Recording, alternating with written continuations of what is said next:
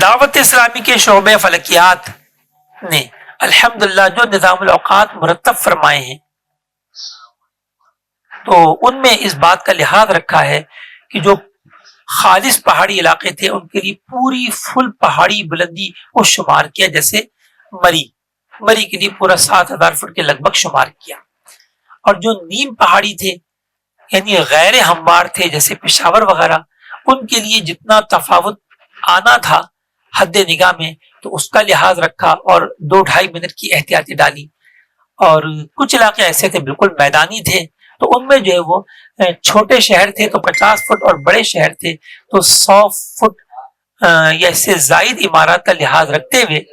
جو ہے وہ جتنی احتیاط درکار تھی وہ طلوع آفتاب میں کم اور غروب آفتاب میں بڑھا دی گئی۔ تو یوں الحمدللہ دعوت اسلامی کے شعبہ فلکیات کے تحت جو نظام الاوقات جاری ہوتے ہیں اور وہی اوقات مدنی چینل پر بھی ڈسپلے ہوتے ہیں، تو یہ سرکار اعلی حضرت رحمۃ اللہ تعالی علیہ کی تحقیق پر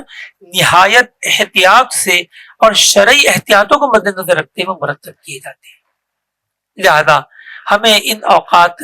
پر عمل بھی کرنا چاہیے اور دوسروں کو اس کی ترغیب بھی دلانی چاہیے۔